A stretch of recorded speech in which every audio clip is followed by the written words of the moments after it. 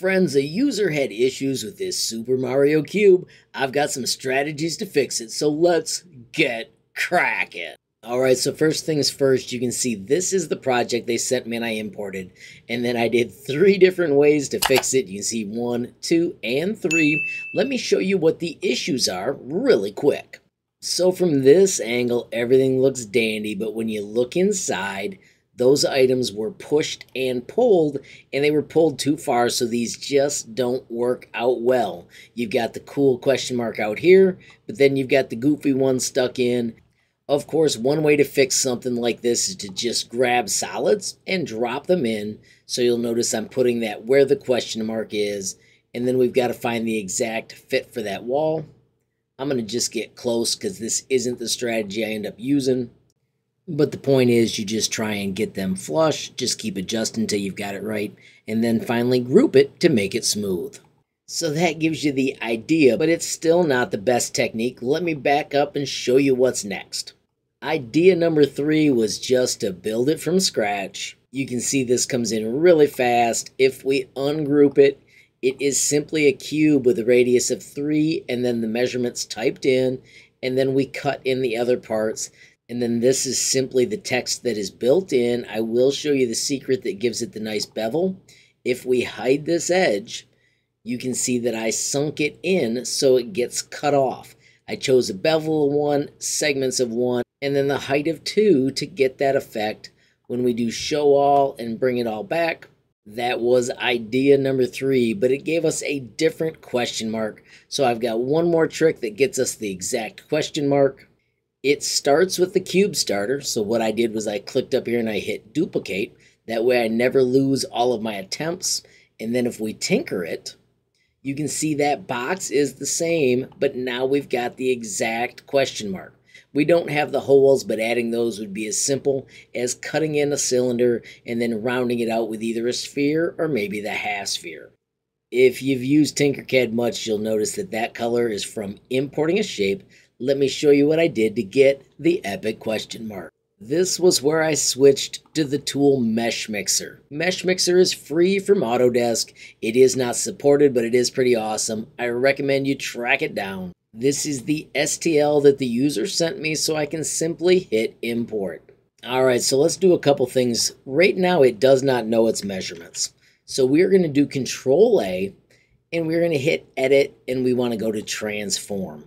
See how it thinks it's 6 millimeters? I want to instead make that 60. I'm going to type uniform, 60, and press enter. And now that it has a defined size, that makes it easier for me to work with. I'm going to set Z to 0, and I'm going to set Y to 30 so that it pops up. Because remember, I made it size 60. And let's hit accept. Now, once again, all I want is the question mark. Check out this trick. With nothing selected, I'm going to simply hit plain cut, and then I'm going to pull this up so I can get it to where it's going to just leave the question mark. I am pushing in the scroll wheel to pan, zooming in, and then just adjusting this until I'm sure it's only going to have the question mark left. That looks good, and I can hit accept. Bingo, just the question mark. The back is filled in, and now we can send it to Tinkercad. I'm going to do File, Export. I'm going to choose STL, binary format, and since I already did it once, I'm just going to put a 2 in front of it and save it. This is when you return to Tinkercad and choose Import. When we choose File, we want that STL we just created. I'm going to keep the millimeters, and I'm going to simply say Import. It does take a moment for it to get imported. You can see it lands right here. I'm going to rotate it so that it's ready to go on this side. And then my other favorite trick, C for cruising. We can grab that dot and just put it where it belongs. Of course, once done, I did that same step for each side. I will show you if you do Control D and hit C for cruising, you can still grab that dot and just move it to the other side. I wrapped it up by selecting the box and the 2 question marks. See how it says 3 shapes? And I chose center, and I chose center. All the way around the design. Let's wrap up by doing one of those beveled cylinders. First, I'm going to cruise a cylinder right out here. I'm going to make it totally round, and I'm going to shift shrink it. When I've got the size that I think is perfect, I'll use the arrow keys to move it into place. I think that's pretty decent, and then I'm going to use control down arrow to sink it in 2 millimeters. I'm going to make this match that same amount of 2 millimeters, so that way you can see it's flush. And you remember how that had a rounded edge? Let's do that with the half sphere. Once again, I'm going to cruise it out to that exact spot. I'm going to shrink it down so it's close to the same size. We do want it to be a little bit larger. I'm going to make it a hole, and I'm going to use mirror to flip it. Now I can click on that and push it in. And then let's zoom in. I'm going to do F to fit view. That lets us see the two items. I'm going to hide this one for a second so I can just grab those two. Note it says two shapes, and we can do L for align. And we want to choose middle and middle. I'm going to take those two and do Control G. So now that part has been created. You can see how it's going to cut in. Let's give it a quick test. Shift select those two parts and Control G to group. As you can see, I did not make the walls thick enough. We're going to fix this by nudging it out, switching to a 0.1 millimeter grid, and now let's nudge it back in. And I'm also going to deform it just a little bit. Now when we click out here to finish the edit, bingo. All right, now that we're happy, let me show you how to put them everywhere. We're going to ungroup, and we're going to take our little template, and we're going to do Control D and Shift nudge to move it where we want. We're going to Shift select those two and make them a group with Control G. We do that because now we can Shift select the yellow one, do L for align, and get them lined up to the center.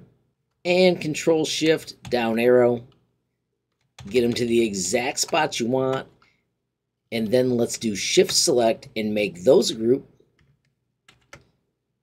because we would want to put that on both sides. Once again, Control D, and then let's cruise it to the other side with the letter C. I'm going to just set it on the ground, spin around so I can see better. Of course, we need to flip it. And then you could just repeat similar steps to get them on every side. Real quickly, let's select these two and do Control G, just so you can get a peek at how it turns out.